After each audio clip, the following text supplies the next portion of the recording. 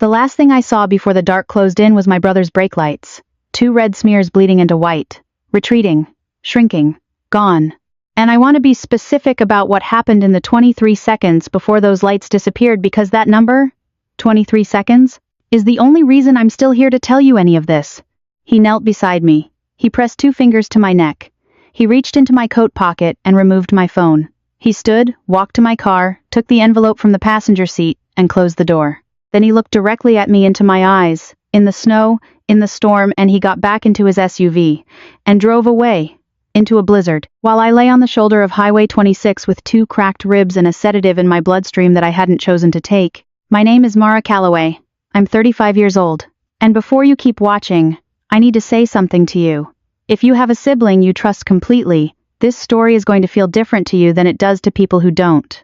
I'm not sorry for that. I'm telling it anyway. Because silence was the only thing my brother was counting on, and silence, I have learned, is just compliance wearing a familiar face. I want you to understand something before I go back to that highway. I am not a person who dramatizes things. I am an operations director for a regional logistics company. I live with a dog named after a John Steinbeck character. I meal prep on Sundays, and the last time I cried before all of this, I was watching a nature documentary about elephants grieving. I say this because what I'm about to describe has been called unbelievable by people who weren't there, and I need you to know that every detail I'm giving you was verified, recorded, subpoenaed, and confirmed under oath. This is not a story I built. It is a story I survived. The morning before the crash, Nathan and I had attended a formal meeting with the estate attorneys managing our late father's company, Calloway Freight and Cold Chain. Dad built it from a single refrigerated van and a commercial kitchen contact in 1989, and by the time he died 14 months before this story begins, it was a regional operation with 4 cold storage hubs and over 200 full-time employees. He left me 62% of the voting shares. He left Nathan 38. Nathan had served as chief operating officer for 11 years. On paper, we were partners. In practice, I had recently discovered something that made that word feel like a trapdoor. Over the previous 6 weeks, our company controller Dana Fitch, my closest friend since our freshman year of college, a woman with the accounting instincts of a hunting dog and the emotional range of a large, warm library, had been quietly following a pattern of payments to a vendor called Cascade Supply Group. Cascade billed Calloway Freight for refrigeration repairs at facilities we did not own. The invoices climbed steadily. 40, 1,000, 68,000, 94,000. By the time we stopped counting, Cascade had received $712,000 from our accounts. The mailing address on file traced back to a private mailbox rented under an LLC registered to Nathan 4 years earlier. The envelope on my passenger seat that evening contained the full preliminary audit, a proposed board motion to suspend Nathan pending investigation, and the unsigned final distribution of our father's trust, the document that would formally move my shares into my own estate plan. Without that signature, an outdated survivorship clause in the original trust meant my shares reverted to Nathan if I died. Our father had written the clause years ago, when neither of us had families. No one had remembered to update it. Dana had found that clause 4 days before the crash. Nathan suggested coffee outside the attorney's building.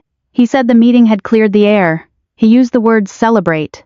He ordered for both of us, said the barista Newt. Tend me the cut with a smile. I had seen 1,000 times the specific smile of someone who believes they have already won something. The coffee tasted strange, bitter in a way I put down to the roast.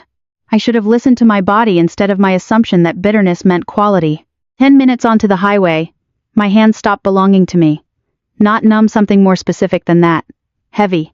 Foreign. The taillights ahead stretched into horizontal lines, and my thoughts began arriving with a delay, like a conversation on a bad connection. I understood somewhere beneath the fog dropping over me that what I was experiencing was wrong, not fatigue, not weather, not stress. Wrong in a pharmacological way. I tried to brake. My foot responded like something packed in wet concrete. The car drifted left, hit black ice, fishtailed twice, and then struck the guardrail with a sound I can only describe as the noise of something being definitively ended. Metal buckled. The airbag detonated against my chest and knocked every particle of air out of my lungs. Glass landed in my lap like sleet. The world spun, then went still. I pushed the door open. I don't know where the strength came from. I reached the shoulder on my knees and I tried to shout, and the wind took my voice apart before it could travel 10 feet. I want to tell you what that moment felt like genuinely. Honestly, because I think it gets lost in the telling. It was not fear. Fear requires a future you believe in, What I felt was more primitive than fear. It was the specific helplessness of understanding that you need to be heard and the environment will not allow it. And then headlights appeared behind me. I felt relief. I am not proud of that. I am only telling you because it explains the seconds I wasted. An SUV stopped. A door opened. Boots came through the snow toward me, dark brown leather, the pair Nathan had worn to every winter board meeting for 3 years. He crouched close enough that I could see his face in the storm. I tried to say his name. What came out was not a word. He pressed 2 fingers to the side of my neck. He reached into my coat pocket and took my phone. He stood. He walked to my car, opened the passenger door, took the envelope, and closed the door again. Then he straightened and turned back, and our eyes met in the dark and the snow, and I need you to sit with what that means, that he looked at me, knew I was conscious, and made a decision. Not out of panic. Not out of shock. He had already taken the phone and the documents. He made the decision before he looked at me again. He got back in his SUV. He drove away. I have thought about those 23 seconds more than I have thought about almost anything else in my life. And the detail that has cost me the most sleep is not that he left. It is that he looked. Because looking meant knowing. And knowing meant choosing. A snowplow operator named Garrett Tully found me 38 minutes later. His cab camera had been recording the entire road ahead, including the SUV that had stopped and then departed without triggering an emergency call. He wrapped me in a thermal emergency blanket and called 911, while I drifted in and out of the kind of consciousness that has no content, just a dim awareness that something is still running. I want to be honest with you right now. While Garrett was calling for help, I don't know if I was still hoping Nathan would come back. I think some part of me was. Some part of me had 26 years of evidence that he came back. And that evidence was wrong. I woke in Providence Medical Center to the smell of antiseptic and wet wool, and the kind of rib pain that makes breathing feel like a negotiation. For several seconds I could not separate the accident from the nightmares I'd been having inside it. Then I noticed the bruising on my wrists, the empty bedside table, and the absence of my phone. Dr. James Kovacs entered, asked me to track his finger, and told me what the emergency team had found. A moderate concussion, 2 cracked ribs, early-stage hypothermia, and an elevated concentration of a prescription sedative in my bloodstream. A medication I had never been prescribed, a medication I had never voluntarily taken. He asked me if anyone had given me food, a drink, or a supplement before I drove. The coffee rose up in my memory the way bad news rises fully formed, unavoidable, already too late. Then we're not treating this as a weather accident, he said. And those words dropped me backward 26 years, into a winter when I was 9. There was a pond behind our childhood home in the hills east of Portland. In early December it was never fully safe. I walked it anyway because I was 9 and believed in my own invincibility, until the ice cracked under my left foot and the water took me to my chest. Nathan was 14. He heard me from the back porch, and he didn't wait for our parents. He read in a survival book once that you distribute your weight on thin ice by lying flat, so that's what he did. He crawled across the frozen surface and dragged me out by the collar of my coat. Our father told that story at every Christmas dinner for 20 years, his hand on Nathan's shoulder, pride filling every syllable. Nathan always smiled when he heard it. A specific smile. The smile of someone who decided that a single act defined them permanently and stopped accumulating new evidence. Lying in that hospital bed with 2 cracked ribs and a police officer outside the door, I finally understood something I had been too loyal to understand before. Nathan had spent 26 years eating that moment. He had made a one-time deposit into the account of family trust and spent the next quarter-century drawing interest. The boy who crossed the ice was real. What I had failed to notice was that he had not crossed anything difficult since. Dr. Kovacs told me about Garrett's dashcam. It had captured the full sequence, the SUV stopping behind my car, a man approaching, kneeling, removing something from my coat, taking an object from my vehicle, and driving away without calling for help. The license plate was legible. Garrett had already shared the footage with the police. Then I heard a voice in the hallway. "So how's she doing?" No urgency. No grief. Flat and transactional, like asking whether a shipment had arrived. Nathan stepped into the doorway in the same dark coat from the night before. His eyes made a systematic sweep of the room, the monitors, the IV, the clipboard before arriving at my face. He was still assembling an expression of concern when Dr. Kovacs spoke first. "She wasn't impaired by the storm," the doctor said. "She was sedated. The man who left her was recorded removing property from her vehicle." Nathan's mouth opened. Nothing came out. 2 officers appeared in the corridor. Detective Renee Castillo introduced herself. Nathan pivoted immediately. I watched him do it. watched the fear rearrange itself into performance within 3 seconds and said there had been a misunderstanding. Said I was confused, said the concussion had distorted my recollection. He said it the way people say things they have already rehearsed on the drive over. One officer asked about my phone. Nathan said he'd picked it up for safekeeping. That he panicked. The officer asked about the envelope. Nathan had no answer. He turned to me. His eyes were doing something I'd never seen before, scanning, searching for the version of me that had always found a way to smooth things over. Tell them we argued at the meeting, he said. Tell them you were upset. You weren't thinking straight. The desperation in that sentence confirmed something the toxicology report had only implied. He was not worried I might have died out there. He was worried I had survived with a working memory. They didn't arrest him that morning. The footage proved abandonment and theft, but the laboratory still needed to identify the sedative and trace its origin. The officers took his statement, instructed him not to contact me, and walked him out. As he passed my door, he leaned in close enough that no one else could hear him. "You have no idea," he said quietly, "what you are about to burn down." Honestly, in that moment I believed him, and I was afraid. Not of the consequences he was describing of the company, the board, the investors, but of something smaller and more permanent. I was afraid of what it would feel like to be right. By noon, I had given my initial statement to Detective Castillo. My memories arrived in fragments, non-chronological. The handoff of the coffee, the metallic bitterness I had rationalized away, Nathan's headlights following too close on the highway, his face suspended above mine in the snow. I remembered trying to move my fingers toward my coat pocket. I remembered watching him lift the phone out of reach. What I could not stop returning to was the expression on his face before he left. Not guilt, not conflict. Relief. And relief, I had come to understand, meant he had been waiting on a particular outcome. A nurse returned my smartwatch. The screen was cracked, but it still connected. 2 alerts waited in the company's document system. At 11:50, 2 p.m., while I was unconscious, someone had accessed the board resolution file using my credentials. 15 minutes after Nathan left the crash site, a password reset request had been submitted from an IP address traced to his office. Detective Castillo looked at the alerts for a long moment, then asked, "What was in the envelope?"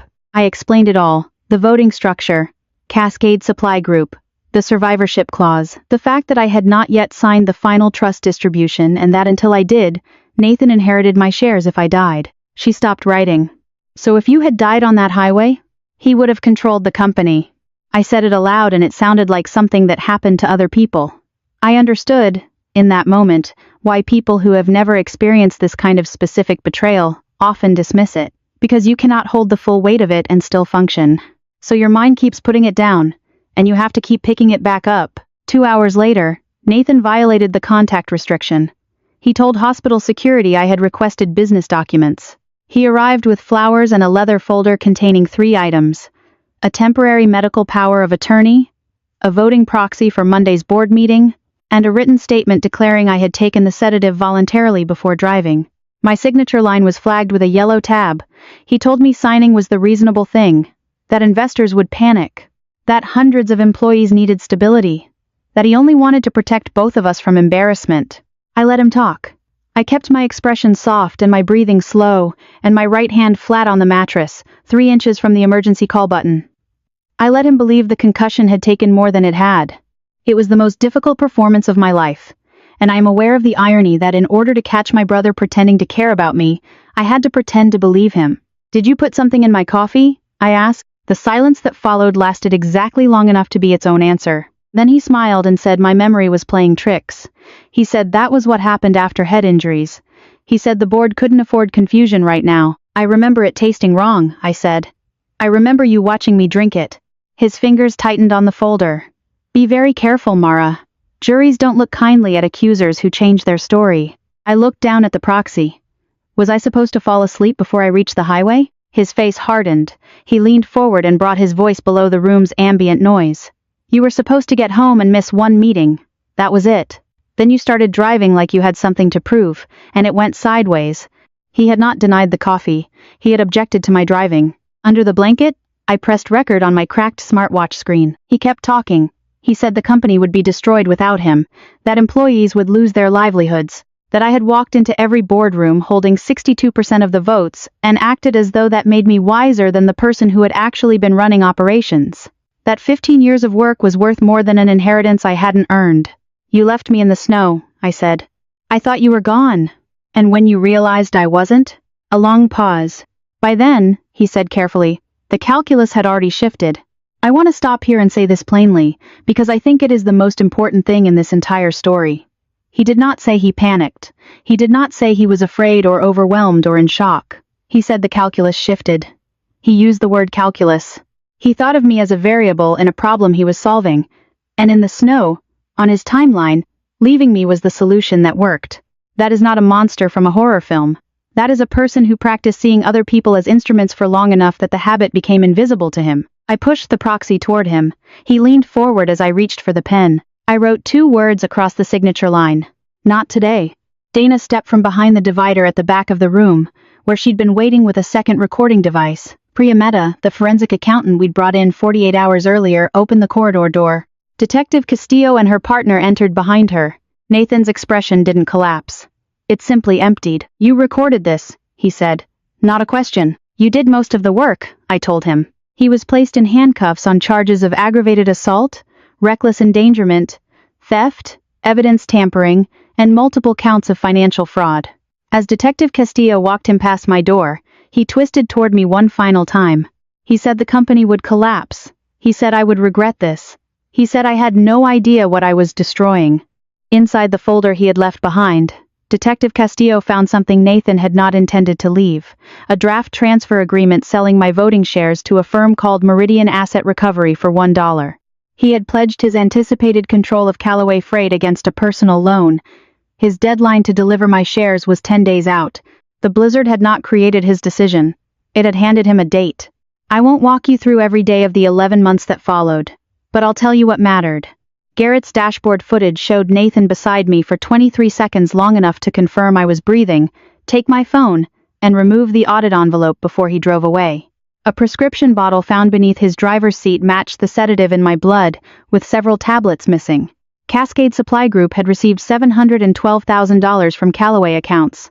Priya traced those funds through 2 shell accounts to Nathan's personal debts, a failed real estate venture, a luxury apartment, private loan payments he'd been concealing from everyone, including our mother. When the search warrant on his SUV was executed, my original phone and the intact audit envelope were locked in the rear storage compartment. He still didn't know about the search when we arranged the final board meeting. Nathan attended by video feed from the county detention center. He was still technically a shareholder and officer until the board voted, and his attorney had argued that right aggressively. When I appeared on the conference room screen, he gave me a look I recognized. Not remorse, not fury. The specific irritation of someone who cannot believe the problem they have been managing refuses to stay managed. His attorney argued immediately that I was medically unfit to participate. Dr. Kovacs had anticipated that move. He had submitted a written evaluation confirming full cognitive competency and confirming I had never been prescribed the sedative found in my bloodstream. Priya presented the Cascade invoices, the server logs, and the $1 transfer agreement. Dana walked the board through Nathan's explicit instruction to delete the vendor history before Monday's automated audit. Our bank representative confirmed every disputed transfer had been frozen before it could move again. Nathan interrupted repeatedly. He called Priya a hired fiction, Dana a disgruntled employee, and me an unstable woman seeking revenge after a head injury. The board chair let him finish. Then she played 20 seconds of the hospital recording. You were supposed to get home and miss one meeting. Nathan stopped talking. He stopped talking and he did not start again. The vote was unanimous. He was removed as chief operating officer, stripped of access to every company account and facility, and referred for civil action to recover the stolen funds. But the moment that undid me, the moment I was genuinely unprepared for, came from a sealed envelope. Our father's attorney had been holding for 4 years. It was to be opened only in the event of a formal sibling dispute over voting authority. The attorney opened it and read our father's words aloud. Dad wrote that he loved both his children equally. He wrote that he had given me majority control, not as a preference but as a judgment, because leadership required someone who protected what others had built together, not someone who protected what they believed was owed to them. Then he said something that went through the room like cold air. He had discovered smaller, unauthorized withdrawals by Nathan years earlier. He had covered them once. He had told Nathan it could never happen again. He had watched. He had hoped. He had never told me, because he believed in the possibility of the better version of his son. The letter's final sentence. Mara protects what people have built together. Nathan protects what he believes belongs to him. My brother stared at his camera feed like our father had walked into the room to settle an argument he thought he'd been winning. I did not feel triumph when the meeting ended. I felt the specific grief of losing something you had already lost, years ago, without ever being told. The criminal case concluded 11 months after the crash. Nathan's story changed 4 times across that period: voluntary sedation, a planted bottle, sarcasm taken out of context, a conspiracy orchestrated by Dana. Each version collapsed against a different piece of evidence. The snowplow footage, the toxicology report, the stolen phone, the forged messages he'd sent from my account while I was unconscious, telling the board I was too ill to attend Monday's meeting before any doctor had evaluated me. The recorded admission? When it was my turn to address the court, Nathan finally looked at me directly. I told the judge about the brother who once pulled me from a frozen pond, and the man who drove away from me in a snowstorm. I did not ask her to punish the child I remembered. I asked her to hold the adult accountable for deciding, in 23 seconds, that my life was worth less than his control of a company. He accepted a plea agreement. Multiple felony convictions. Assault, reckless endangerment, theft, evidence tampering, financial fraud. The court sentenced him to prison, ordered full restitution, and permanently prohibited him from serving as a corporate officer or fiduciary after his release. His shares were placed under court supervision. A substantial portion of their value was applied to the damage and debt he had created. Before imposing the sentence, the judge addressed him directly. "The blizzard did not make you leave your sister," she said. "It only gave you the cover you believed you required." That was the last sentence my brother had no response to. My mother was in the courtroom. For most of the 11 months, she had described his actions as a terrible mistake. After sentencing, she came to me in the corridor. She said she was sorry. I told her forgiveness wasn't something I could hand over on courthouse steps, that trust, if it could ever be rebuilt, would have to grow slowly, without pressure, and without anyone asking me to pretend this was simpler than it was. She nodded. She didn't argue. That was something. Callaway Freight survived. Under independent oversight, we recovered the majority of the stolen funds, retained every full-time employee, and promoted Dana to Chief Financial Officer. Priya joined the audit committee. The funds recovered from Cascade's frozen accounts went partly toward establishing a winter road safety program for truck drivers on remote Pacific Northwest routes. The first vehicle we funded was a rescue unit equipped for extractions during snowstorms on rural highways. I went back to the section of Highway 26 a year after the crash. The guardrail had been replaced. The snowbank was gone. I stood there with Dr. Kovacs, Dana, Priya, Detective Castillo, and Garrett Tully. I gave Garrett a company recognition award. He shook his head and said stopping was what anyone should have done. He was right. It should have been. But not everyone stopped. And that is precisely why his choice mattered. Here is what I want to say to you before I go, and I mean this plainly, not as a moral at the end of a story, but as something I came to understand the hard way. There is a specific kind of blindness that comes from loving someone across a long time. You stop seeing who they are becoming, because you are still so certain of who they were. We protect people by carrying old versions of them forward. And some people know that. Some people count on it. If you have ever had someone weaponize your loyalty, use your trust as cover while they worked against you, you know what it feels like when the ground turns out to be hollow. It doesn't feel like being attacked by a stranger. It feels like every memory you thought was solid just became a question. What I learned, and what I want to offer you as something concrete, not just emotional, is this. Accountability is not cruelty. Transparency is not betrayal. And the people who genuinely love you will not be threatened by either. Only the people who benefit from your inattention will flinch when you start paying close attention. If you have a financial arrangement, an estate document, a business structure with a family member that you haven't reviewed in years, look at it. Not because everyone you love is planning to harm you, because the ones who aren't will have nothing to hide. The self-reflection question I'll leave you with is this.